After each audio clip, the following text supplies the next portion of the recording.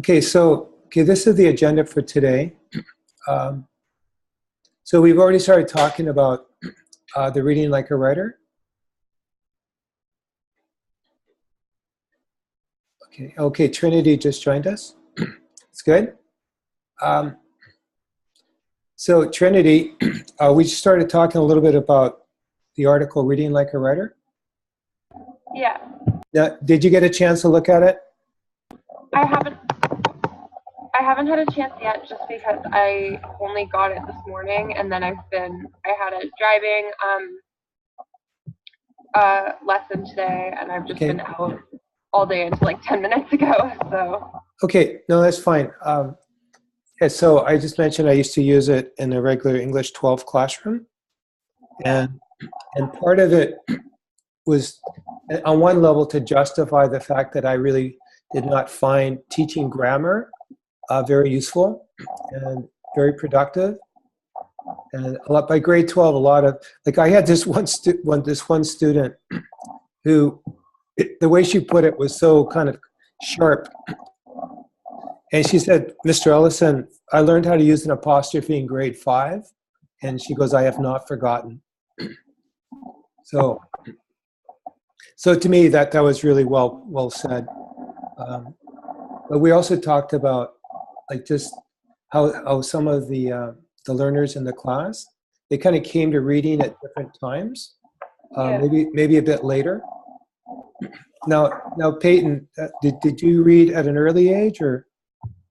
Oh yeah, no. My family always read to me, so I just picked it up early. It's always been something I liked.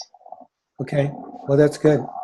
Yeah, one of my daughters, she actually got to the point where she wasn't reading, but she was repeating.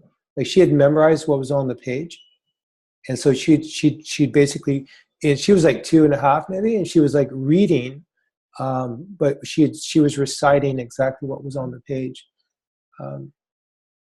Yeah. So another aspect I wanted to bring in about uh, the article from Reading Like a Writer, I thought he made a really good point that there are a lot of specialized aspects of writing that you can only really learn by reading.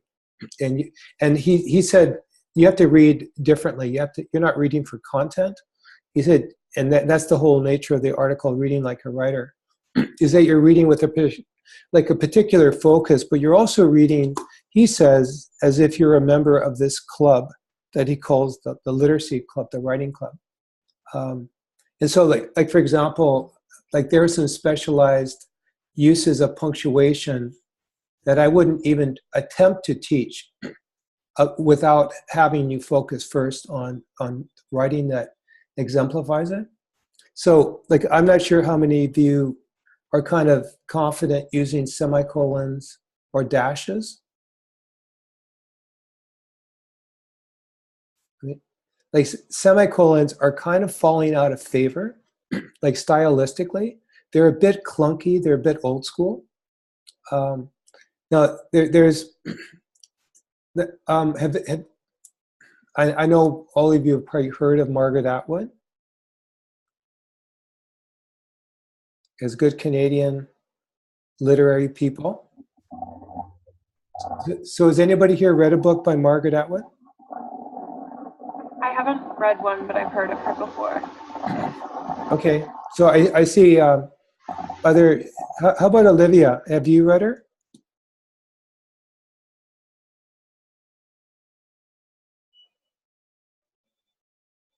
I can't actually hear her, but I think many people would argue she's probably Canada's greatest living novelist. I can't think of anybody who could trump her in terms of prestige and status. And so if you'll notice, like both these quotations come from a book called The Blind Assassin. And like Margaret Atwood, she's a tremendous writer. I mean, I can't, if you wanted to model yourself on a good writer, I mean, she's, the complexity of her work is just stunning. Many people consider The Blind Assassin her best work. and in it she weaves together 3 different stories. There's a story in the present. There's an old love affair in the past, and inside of the love affair, it's an extramarital relationship. One of the lovers tells his lover a story, and this story is about the blind assassin. So on one level, if you wanted to know how to weave 3 different stories together in 3 different time periods, or I guess it's 2 different time periods, she'd be good for that. But if you just look at like the first quotation, you can see where the dashes are set off. They're setting off a statement in the middle. And so what this has the effect of doing is allowing you to punctuate a second thought inside another thought. So I'm just going to read it here. If you knew what was going to happen, if you knew anything that was going to happen next, if you knew in advance the consequence of your own actions, you'd be doomed. You'd be ruined as God. You'd be a stone. And ...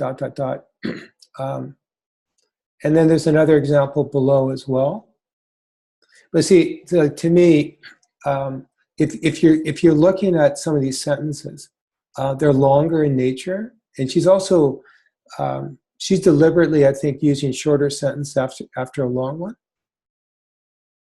So to me, like, you know, building on what Frank Smith said, if you want to learn how to punctuate longer sentences, well, one way to do it is to use semicolons, which connect basically complete sentences together, or you can use dashes, which allow you to insert another thought within one. So I'm just thinking. Now, so far, I haven't seen any of the writers in this class use dashes. Now, is this something that like I'm just not seeing you do it, I'm just kind of curious. I've actually used them a fair bit. I don't know if I've used it in any of the examples I would have presented to you, but I am familiar with them. Okay, yeah, I would argue it's become a more modern form of punctuation, and you'll notice it if you do, you know, if you're reading like online like journalism, like newspapers, especially, you know, well-written newspapers, then you'll tend to see it. Anybody else? I don't generally use them personally. I have in the past, but it's not something that I do on a regular basis. So. Okay. Yeah. So and like to me, it's just something like if you're kind of aware of it, and then when you read, if you notice how other people do it, like that's one aspect of it. And then, okay, now I put something, the next item on this list, I put how and when to put words in italics. Okay, now I didn't provide an example for that one, but can people think of kind of situations where you might want to put words or phrases in italics? Sometimes you can put words in italics to emphasize them. Okay. Yeah, that's a good. Can anybody think of another use? I find it very useful to distinguish when you're writing someone's thoughts as opposed to something that you're, as the author, saying or what the characters are saying. Okay, yeah, that's a really good use. And then there's another use. You'll notice some people are kind of particular about it, but whenever a phrase is not English, it's often put in italics, like words, even sometimes using Latin words. But, you know, a word that is not, okay, let's say it's a word like for a foreign dish.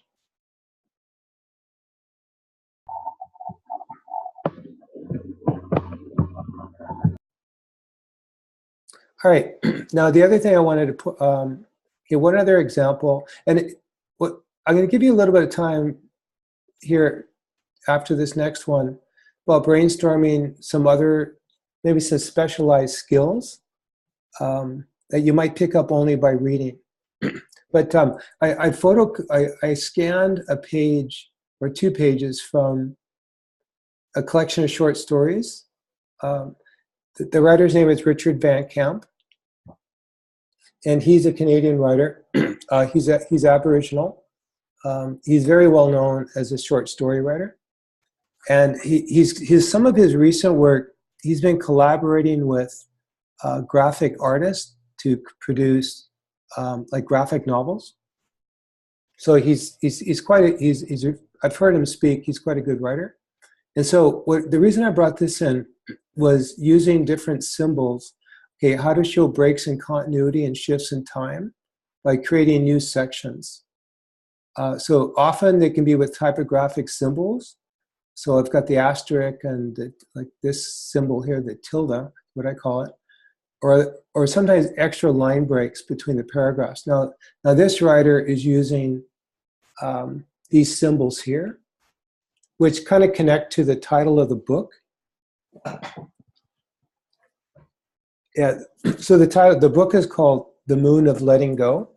So somebody in the layout and design department came up with this idea to kind of use, to me, it kind of reminds me of different moon phases. So you can see here that there are actually, there's the section that precedes it right up here. And then there's this section, and then there's a second break, and then there's another break. So this is a short story of, I think it's about 40 pages long. And it's like, I don't think I need to read it. It's there later if you choose to read it. But it's a way of managing kind of, like in this story, there's a woman who comes back to her home community to attend a funeral. And when she's back in town, there's an old medicine man who basically sits in her car and, you know, scares the living daylights out of her. And he makes her drive him around town. And it's weaving in a story of her first marriage, and it's weaving in the story of the new life that she created for herself. And it's also weaving in some of the medicine that this man, and there's a section here about her son named Robbie. So the reason I bring this up here is, to me, like, this is something you can learn by watching how other writers do it. Now, I'm just wondering, with the writers in the group, have any of you tried to manage like kind of really complex storylines? Yes, I'm working on something extremely complex at the moment, and it's honestly kind of confusing. I'm trying to edit it right now, and it's been a bit of a project because there's a lot of stuff going on. Okay, so do you have like multiple time frames or time settings? It's more like trying to define so I'll have to explain the premise of the story. So it's about this girl, and she ends up, well, she's like a mermaid, so it's kind of like a fantasy meets reality kind of story. And she is really concerned with how other people like see her and kind of how she looks to other people. And so she ends up making like a potion because she wants to know how other people view her. So she makes this potion, something goes extremely wrong, but now she doesn't have any perception of how she sees herself. She can only see how others see her. And so it's kind of interesting trying to define what her own thoughts of herself are and what others are in the whole plot. Okay, so can you see the potential for kind of like, are you already creating different kind of like, are you setting it up so the reader can tell when you're shifting? Yeah, kind of, sort of. But there's also, where it gets confusing is there's also lots of like dream sequences and that kind of thing too. and characters within the dreams that keep on like kind of reappearing and whatnot. So well, and then there's characters that represent certain pieces of herself. So like she is a dragon, and the dragon represents what's the word? Her intuition. So like that's a whole other character that's kind of there, but it's almost more of an emotion than an actual character. So can you think of an author who has pulled this off in a way you could draw from? My mom knows of an author that does stories kind of like that, but I don't. How about anybody else? How about in the group?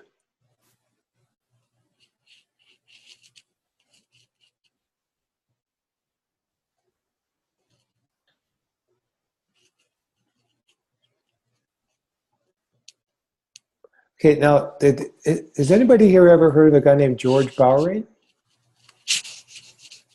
Okay, yeah, he was Canada's first poet laureate.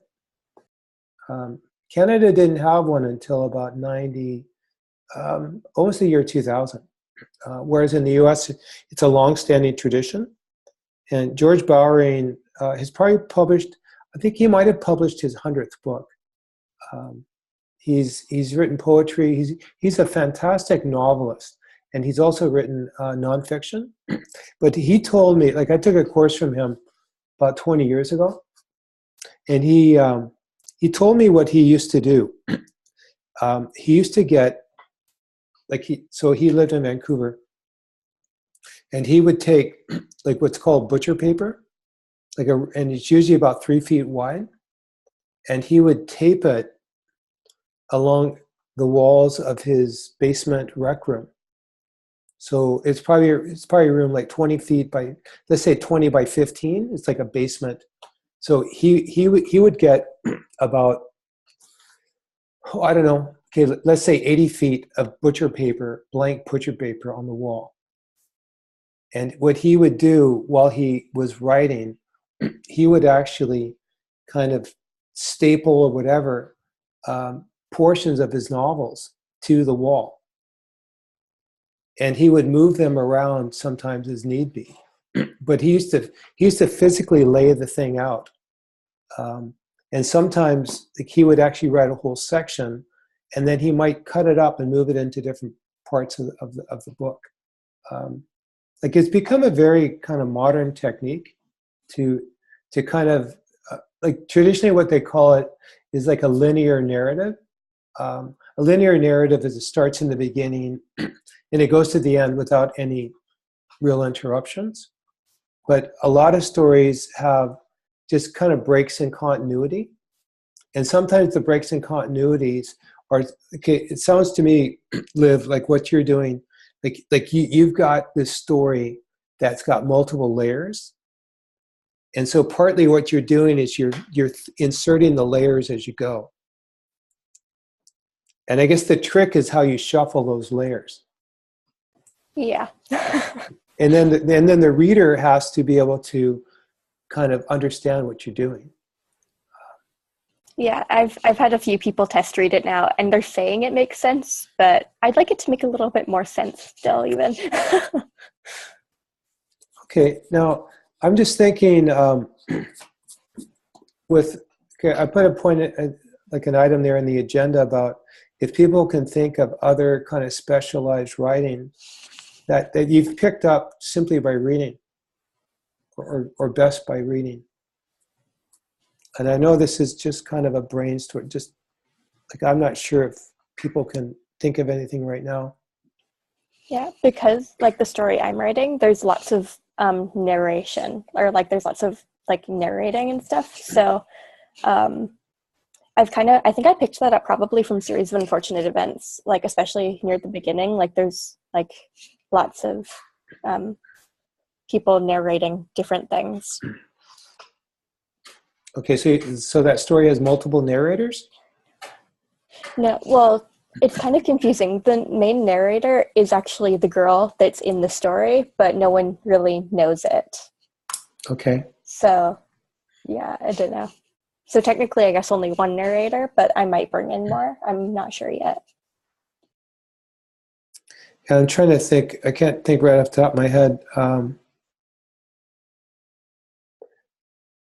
writers who are doing that. All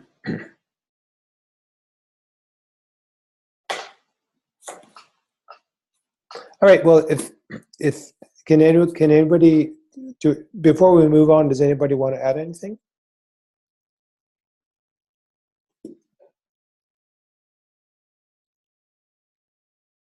Okay, that's fine with me.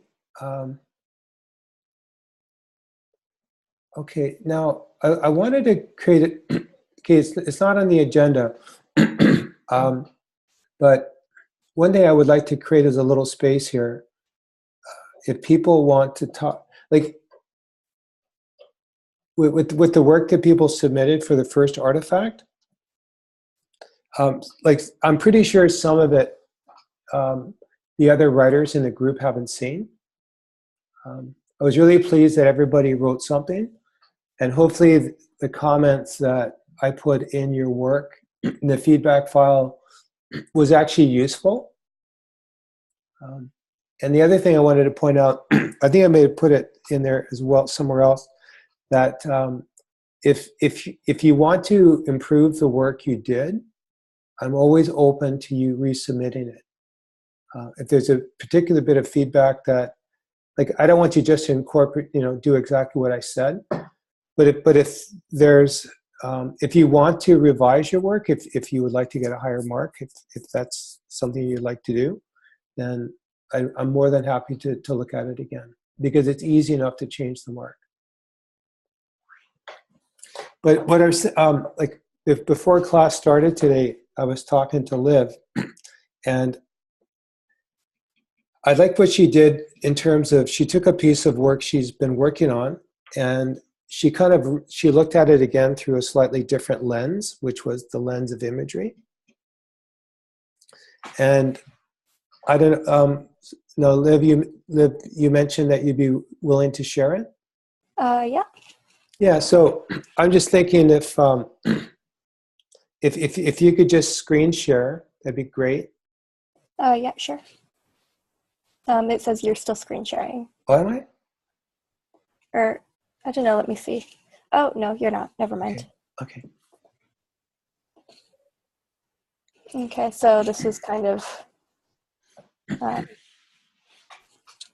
so I was kind of mainly focusing on imagery. I don't know. Is there any particular part you're wanting me to scroll to, or?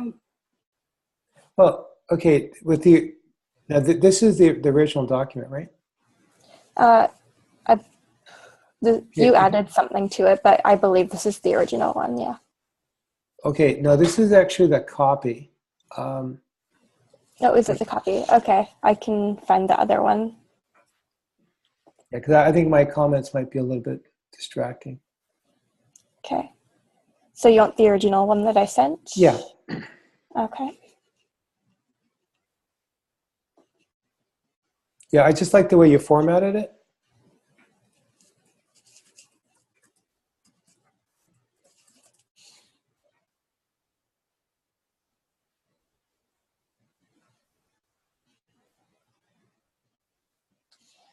What is it that I titled it? Okay, it could have been introductory. Type in the word introductory. Yeah. Introductory.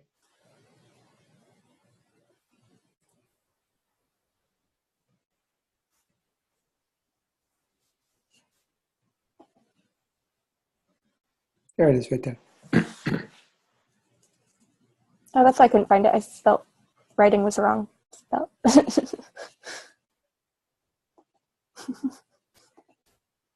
Oh, it says I'm already in this document. Okay. And I think this is the exact same one we were in before. Okay, so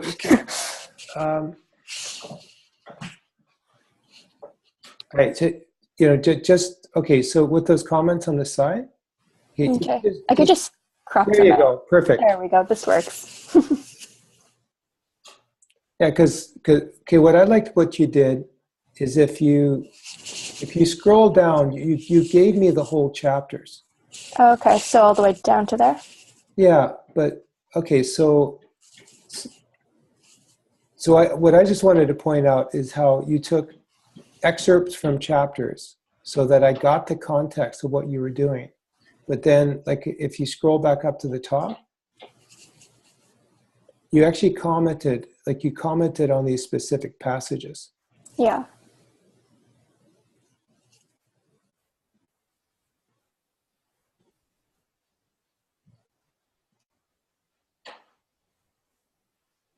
So where is it that you want me to go? Well, I just wanted people to see this. Mm-hmm. And like there was one, okay, there was one passage where, I'm not sure if it comes down later, but it's when you realize why Charlie looks up at, he looks at this airship. Mm-hmm. Is that? Okay, I'll find that. Okay, so this is this piece here. Yeah. Kind of starts here, but it scrolls. The main backstory is kind of here.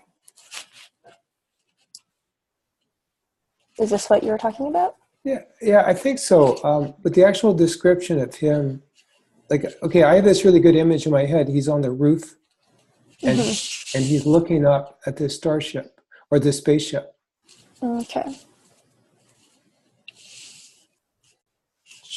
I'll try and find it. Yeah, but yeah, okay. I guess what I'm really trying to do is just get people to see that you can take, like, I really want to honor the work that you're doing, and all these these different writing activities that I'm giving you. I'll scroll up to the top where I had it highlighted.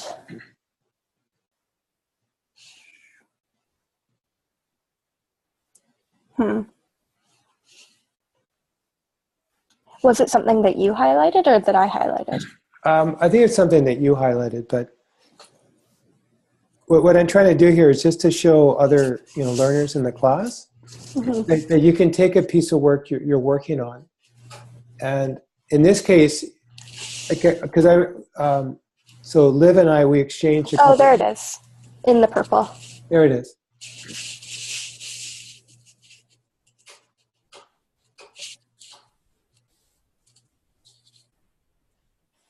Yeah, so what I wanted to point out is that if you have a project you're working on, rather than like have you kind of create something that's not really purposeful for you. In this case, what Liv did is she this is something, it's a work in progress, and so she was able to kind of look at it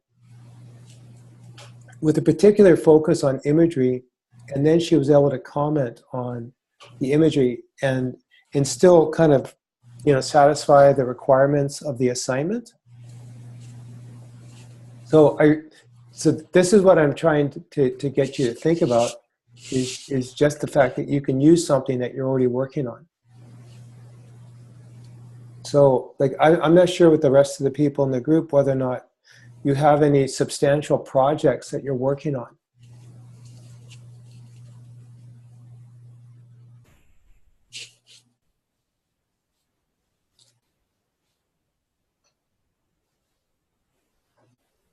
Okay, I mean, you don't have to have a project. Yeah, so did you want to read from this, Liv? Or? From what part? Just this whole Yeah, here? yeah, right there. Okay. So they sat on the windowsill for several minutes, watching the stars and listening to the waves as they crashed and rippled on the sand below. Then Charlie spotted the outline of an airship within the moon. "Come with me," Charlie said softly in a hushed tone. Violet followed. When she climbed onto the roof, she found Charlie sitting with his legs hanging over the edge of the slightly tilted roof, with a telescope held to his left eye. He looked as if he was holding back tears with all his might, and in the dim light, Violet saw one tear trickle down his face. Did you want me to continue, or? Oh, it's okay. Is that good? Okay. Yeah. Yeah, so I mean, for me, like I just found that the description really established the setting. Like the fact that I could remember he was on a roof, Yeah. like that really stuck with me. Now, I'm just wondering, is there anybody, so we've got, I guess, three other learners in the group today, besides Liv, but did anybody else want to share anything from their work? Or like from the work they submitted? I just wanted to say that it seems we've lost Trinity once again. Okay. Well, okay, hopefully she can just rejoin. Yeah, sometimes her Wi-Fi connection just isn't great.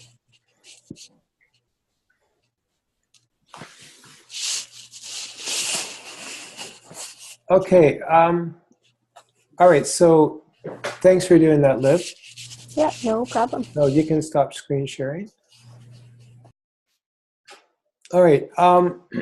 Okay, so I'm not sure the next steps here. I've got a writing prompt, which we can do later. Now, if you're in the okay, if you're in the agenda, you can, like, I'd like to move down to item number 5, which is the second artifact. So for this course, we're going to have 4 individual artifacts, and there'll be 1 group artifact. And the group artifact, I'm hoping, will be some form of anthology of work that learners are willing to share. So, okay, I'm just going to screen share just for a sec.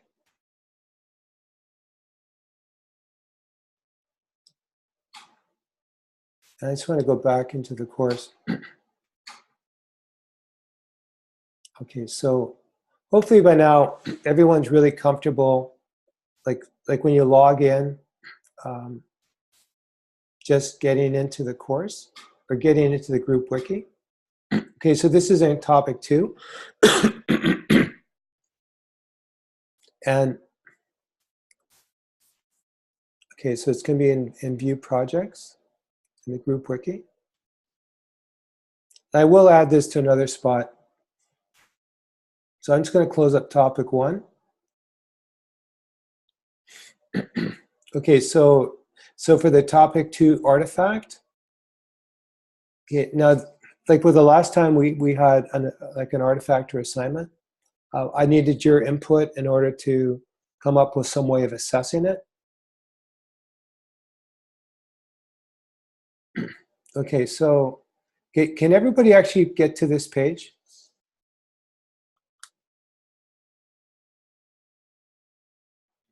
Because I'd like to be able to I just want to be sure that you can get it. So I'm just going to stop screen sharing.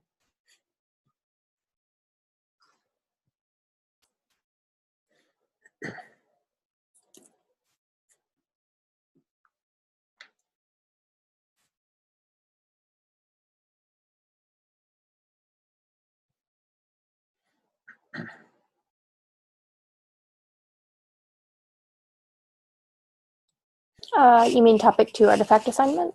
Yeah, topic 2 artifact. Can you find it? Okay, Yeah, I'm in it. Okay, Olivia, are you in it? Yes. And how about Peyton? Are you in it? Yeah.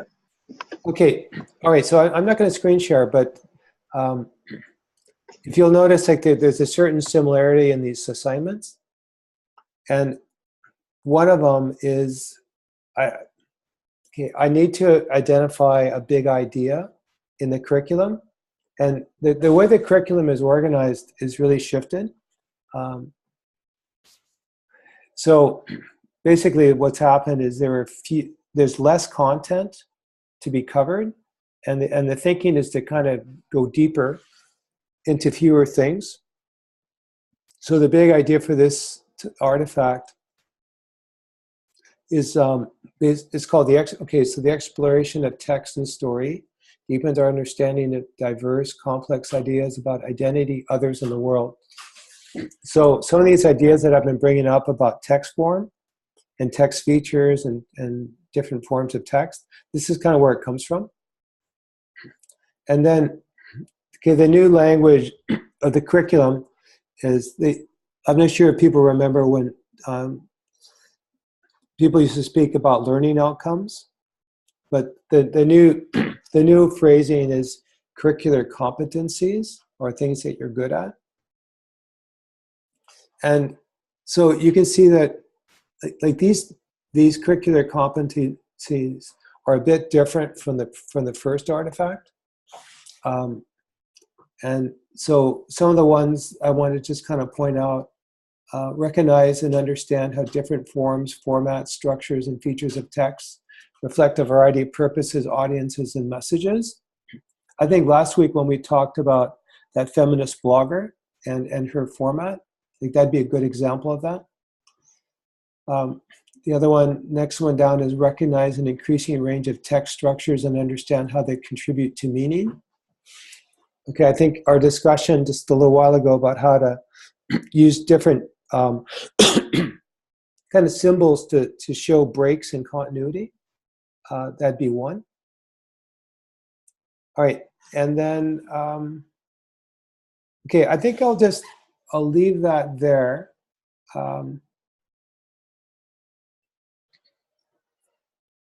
What? Okay, one sec.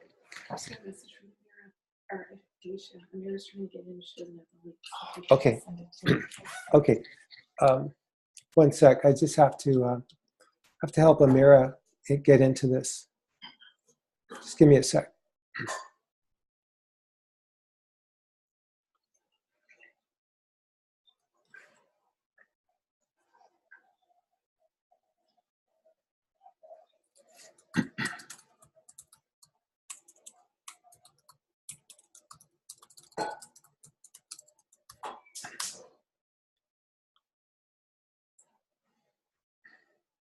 All right, so where was I?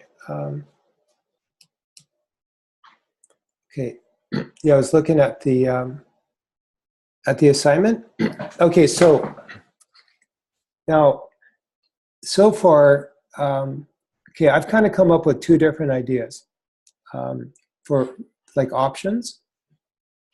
Okay, one of them is, okay, idea number one is what I'm calling this textual deconstruction. And basically what this means is you take a text form and you kind of deconstruct it, like how is it made? Like for example, if you're gonna, kind of see how a house is made, like you've got, the outside, like the sheathing that's on the outside, and then you've got plywood, and you've got insulation, then you've got, framing, all that kind of stuff. So one of them would be based on like the idea of deconstructing a text, and there's some criteria or ideas to look at. And then the other one, okay, I'm calling this idea number two, or option number two, is what I call expanding your own personal universe of text. So here you would create an original piece of writing in a text form that is new to you, or choose a piece of writing that you've already created, which you will revise into another text form. So for example, a short piece of narrative prose you might modify into another text form, such as a spoken word text, a narrative poem. And it's really important you include the original text and show the various stages of your work along the way. Now, at this point, like I haven't set any kind of due dates. Like typically, like if we're going to do 4 artifacts individually, I would think every 3 weeks. So I had you submit something last week, so I would think within 2 weeks.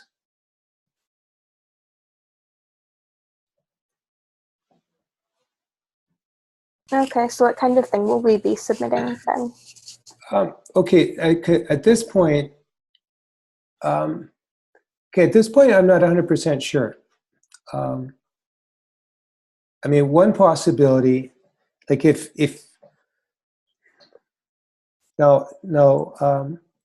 like Liv, you mentioned there's okay, there's something you added to the group wiki was from remind me the name of that, like a series of unfortunate. Unfortunate events. I managed to find the first book in full form online for free. So Okay. I mean, it'd be possible to do something like that, to actually kind of use a text like that. Like I'm just kind of curious, like how would that text be different from something you normally work in?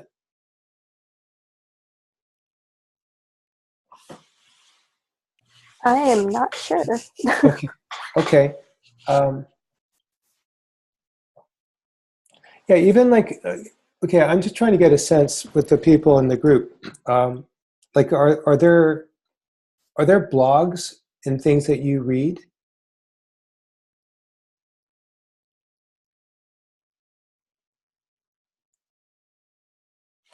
I don't. For me, mostly, I just kind of write or read like my family's writing and stuff because my brother loves to write and so does my mom. So Okay.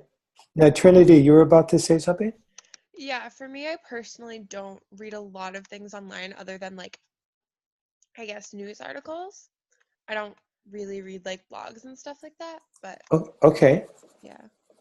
All right. So is there anybody out there? Is there anybody who reads particular blogs? Like you follow certain people?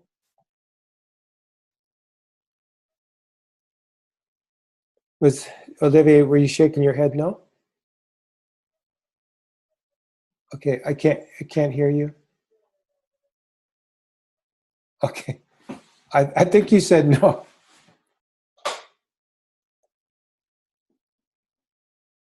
All right. Okay, so maybe blogs aren't okay, so a blog is particular, like the one I showed you last week. I think that the features of that blog were quite unique. Just the way she structured it, the way she embedded all those links to other people's work, all that kind of stuff. Um, if you know, it's also like what she wrote, like her format lends itself perfectly to a journalist who is being read and followed by, you know, thousands of people on a weekly basis. Now, what I'm thinking of for this assignment is um, either to take a really close look at, like you could take a close look at a piece of work or a writer's work that you really admire. And it seems that everyone in this group is a reader. And I think it's possible to examine the work of a writer you really like, and partly taking some of the ideas from from the Frank Smith article, like he talked about reading in a very specialized way, like as he put it, reading like a writer. And like I'm just wondering if it's okay, I'm just going to read this note here. Okay. Oh, interesting. Okay. So okay, so Liv, I think you're carrying the class a bit today. So what is it you really like about reading psychology papers? well, I'm really interested in psychology and stuff. Like like my mom is actually a counselor, so like she went through all the schooling, but I read her textbooks for fun because I don't know why. I just really enjoy learning about that kind of stuff. Me too, actually. I really like criminal psychology and stuff along those lines. Yeah, same. Okay, and well, this is weird because I'm taking psychology right now because I also really like psychology. Cool. What one are you taking? The Psych 11 course with self-design. It's a self-paced. Oh, cool. Yeah, I just took the Psychology 12 with Mark. Oh, I don't know. okay. Yeah. Same. Okay, well that's cool. All right, now this kind of remind me. Does anybody? There's a certain genre of literature. It's called true crime. Has anybody ever read any of that? Yeah. Okay, so to me, the the person who sets the bar is Anne Rule. Do you know her? I don't actually. Yeah, no, she's amazing. She was a cop, Mhm. and so let me put it down. So her famous book is The Killer Among. Okay. She wrote about the guy. And he was a serial killer in Washington State, and like the thing about her work is she'll often that's a genre, Mhm. and so part of it is she tells. Typically, what she does is like she'll describe the crime scene like a forensic um, scientist, Yeah. and then she'll get into the psychology of the killer. Mhm. Like she'll get into this, whatever made this person the way they turned out. But it's interesting when you talk about psychology papers. If you're going to go on to post-secondary, like there's a certain format that you write your papers in, Mhm. and I would think by now most people have been introduced to the two different forms of citation. There's one called MLA, which is Modern Languages Association, and you know what the other one is?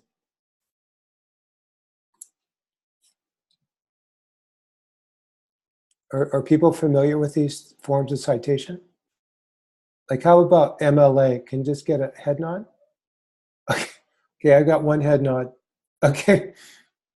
Okay, so MLA is one form of citing, and the other one is called the APA, and that's the American Psychological or Psychiatry Association. So there are two different formats, and one of them, the MLA style, tends to be a little cleaner, and there's fewer kind of interruptions, and they don't use footnoting, things like that, whereas APA can often use footnoting. So, like, if, for example, if you wanted to, okay, for example, like read psychology papers, like they would be written in a certain format, and like typically there's something like when you read a psychology paper, there's usually a very, very short summary at the beginning, and those are typically called abstracts. I'm not sure if people are familiar with that as well. Hey, Amira. I am, yeah. Me too. Okay, so I mean, if you wanted to kind of deconstruct a text, you could actually deconstruct a psychology paper. I mean, the possibilities here are fairly wide open. So before I actually assign this, like I want people just to kind of think about possibilities of either writing in a text form that you're not, let's say, that well versed in, or examining a text form. And like, for example, if you wanted to pursue psychology, you're going to have to learn how to write papers in that format. And there tends to be certain characteristics of those kind of papers. Like, for example, academic papers are always written in the third person. The writer never refers to themselves as I. It's always the researcher, the clinician, whatever it might be. But those are some of the text features you could examine. Okay, and the other possibility, and I think, okay, we can come back to it. We're actually due for a break here. We're going to do a short writing exercise, which is going to be in a text form. I know none of you have probably ever tried. And it'll just be an example. You could actually use this as your text if you wanted to for this assignment. And I'm open to other possibilities. So if people want to take a break, let's say 10 minutes. And Amira, I definitely want to check in with you, okay? Okay. Okay. So Trinity, it's good to have you back with us. Yeah, sorry, my computer shut down for some reason. Okay. All right. Yeah, this will give you a little bit of time. I know it's messy right now, the ideas I put out there, as far as kind of looking at different text forms. But hopefully, like I know initially some of the work around imagery and concrete language was a bit unclear at first. And my sense is the more we kind of picked at it, the more clear that became. All right, so let's take a 10-minute break. Okay, and I'll meet you back here in 10 minutes. Sounds good. Okay, Yeah. all right. And Amira, Yep. hey, so I'm glad you were persistent here. Yeah, sorry about that. This morning we woke up and all of like our electricity, like Well, it happens.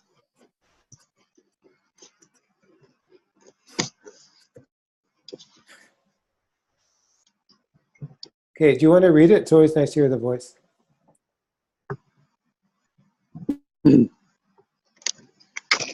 Yeah, sure, probably. So it goes, what the hell is happening? Does anything have any meaning? Do they even know what's happening in this chaotic system of theirs? Does anything have any meaning? This program of vaguely painted themes, in this chaotic system of theirs. I wish that I knew if it did. In this program of vaguely painted themes, with their videos and their big interconnected concepts. I wish that I knew if it did, if it has any true meaning at all. With their videos and their big interconnected concepts, do they even know what's happening? If it has any true meaning at all, what the hell is happening? Okay, I like it.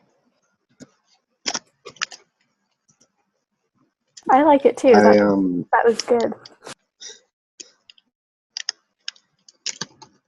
I can do poetry, but I don't like doing poetry. I'm apparently very good at it, but I don't enjoy it. Okay. Well, that'd be a good line of a first poem. So, okay, I'll share what I did.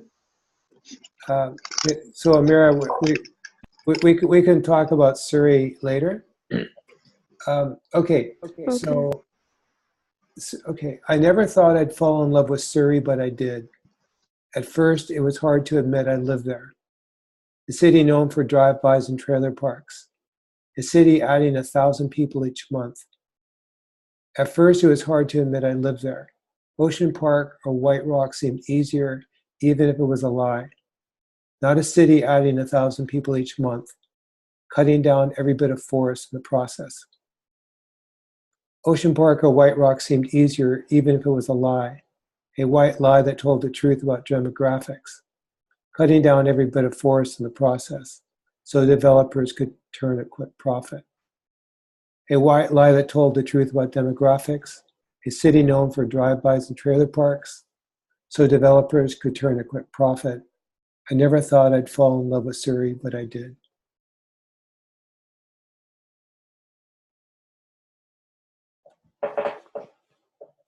So for me, sometimes like I'm not that happy with that one either.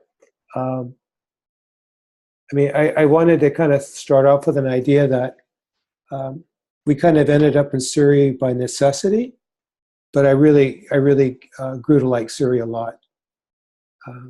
It's a really dynamic city. So I didn't really capture, I think mine was a little too negative. Like I started off in a certain negative vein and it kind of stuck there. So I wouldn't mind going back at that one again. Well, So- you do end up stuck with first lines, right? So You do, yeah. Your it, first. it it kind of has to keep a tone because it has on the first lines. They have to flow with them in the second verse there. So Mm-hmm. Okay, so as I far suppose no, go ahead, Peyton. it does make it all pretty much one tone. Mm-hmm. Yeah, so I mean, this little exercise, like I've made it really clear before, they're not being evaluated. You don't have to turn them into artifacts. But if you wanted to look at some of the other, like if there's a really good website called Poetry Foundation, and it's got tons of work, and sometimes people slightly alter the wording.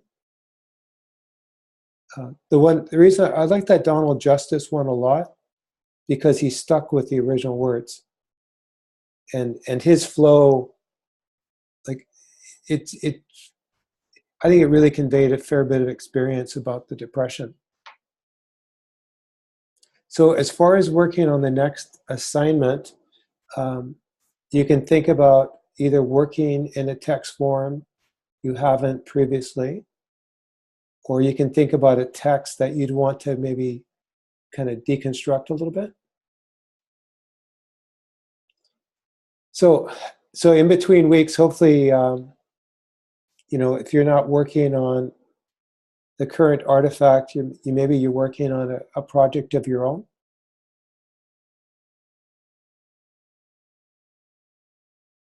I just finished starting.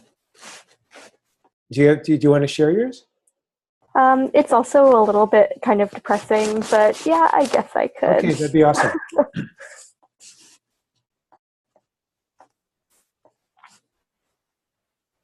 Perfect.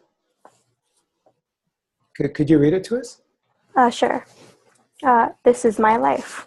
I felt both happiness and sorrow. Love and loss has caught onto me like waves dragging down a sinking ship. I love this life. I felt both happiness and sorrow. My heart beats a little faster as I ponder the things ahead. I love this life. Very hard lessons I learned. My heart beats a little faster as I ponder the things ahead. Sometimes I wish my dreams were a reality. Very hard lessons I learned. Reality has been altered. Sometimes I wish my dreams were reality. Love and loss has caught onto me like waves dragging down a sinking ship. Reality has been altered. This is my life. So I'm not really sure what to say it's about, but I can say the summer was kind of, I learned a lot of things this summer, and it changed a lot for me. Well, I really liked the last stanza. I thought the last stanza, even though we'd seen those lines before, together, the different combinations. Thank you.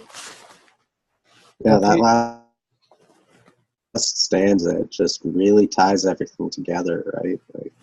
Yeah, could you show it to us one more time, the last stanza? Yeah, sure. Let me screen share.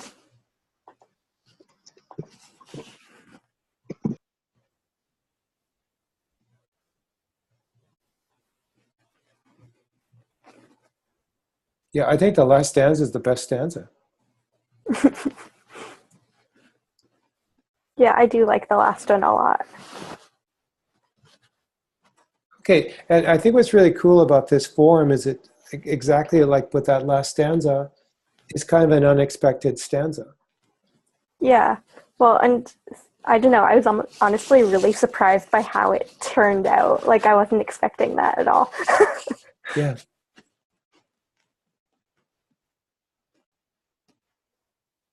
All right. Thank you so much, everyone who shared. And the one thing we didn't talk about is with spring break coming up. Like I'm not sure what where you live, if your friends are on spring break the next 2 weeks.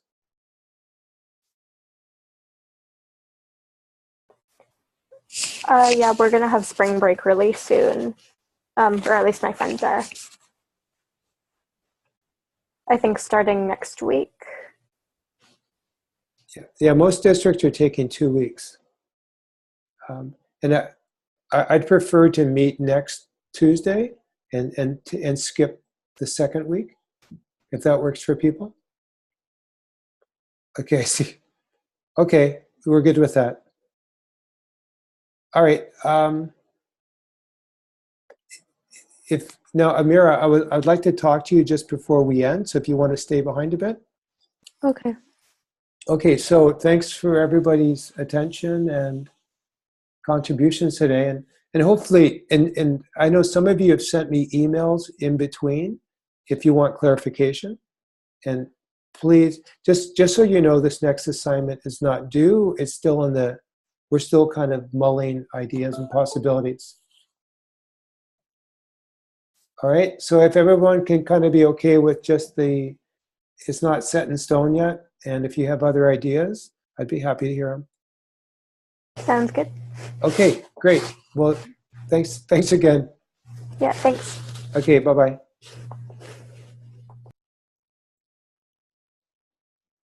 Here we go.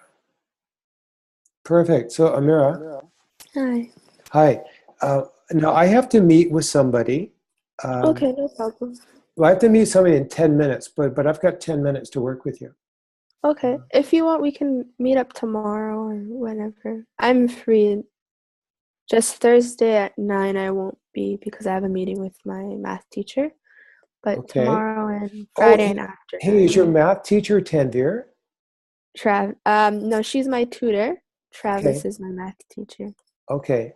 Now, Tanvir is a personal friend of, I taught with her mother.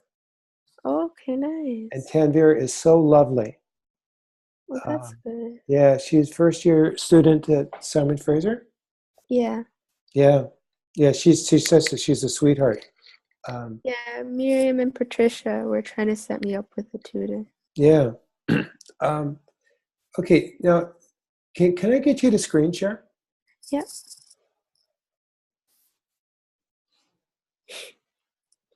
All right, so can you go back into your personal wiki?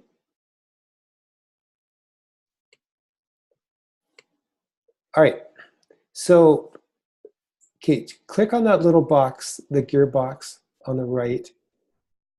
There you go. This one? That one, yeah, and just click on edit. All right, now, okay, so this is, okay, just above that one. Mm-hmm. Okay, you can, yeah, somewhere in there, just hit the return a couple times. Okay, so, okay, so let's just, why don't you just type in the word brainstorm, just ideas, whatever.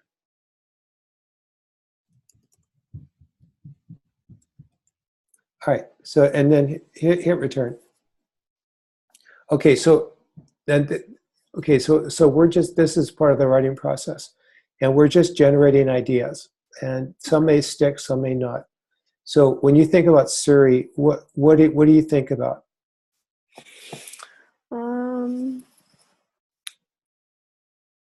Indians, I guess. Like a lot of Indian families live out here. Okay, Indian families, yeah.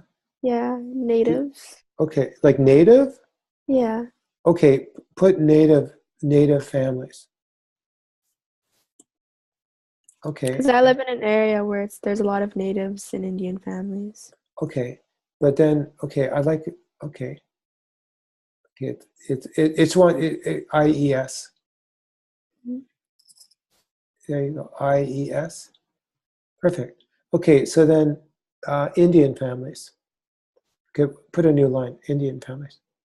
Okay, now when you mean India, this is like really from India, right? Yeah. Like, and once you put space, yeah, and put a space and then put like a, you know what the hyphen is? It's right next to the letter 0, or the number 0, and just put from India. All right, what else do you think of? Let's hit another space.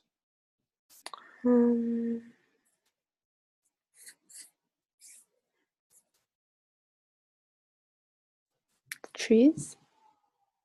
Okay, okay, put trees, yeah. Because like by the parks and stuff, they always seem to have like some trees. Like there's a lot of places in Surrey you can go where it's very like wildlife. Okay. Tree. Why don't you put trees in parks? Perfect. Yeah. Now, Surrey used to be called the City of Parks. Did you know that? All right. Now, do you take public transit a lot? Yes. Okay. Do you take the buses? Yeah, I take the buses. Okay. Now, there's a very small section of SkyTrain. Hey. Yeah. Okay. Why don't you take? Why don't you just put taking the bus? I prefer the bus over the SkyTrain. Okay. Why? SkyTrains for me personally are too packed, and there's a lot of like those are kind of like the ones that anybody really can get on.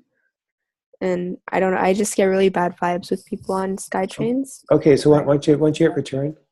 Just say I prefer the bus to SkyTrain.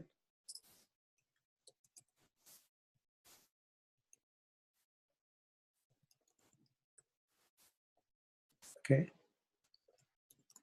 And then you could just put, you can say I get bad vibes as a separate line or something.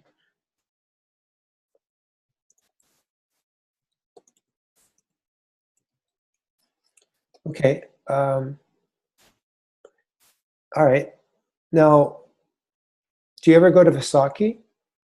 Is that something you go to? I don't go to it, but a Okay. lot of the Surrey schools celebrate it. Okay. Is that one thing you remember a lot about, like Surrey schools celebrating cultures? Yeah, Surrey schools, they really celebrated a lot of like the Indian culture, not too much like other cultures. Okay. Why don't Like, you put, okay, that's a good idea to capture. Just say Surrey schools celebrate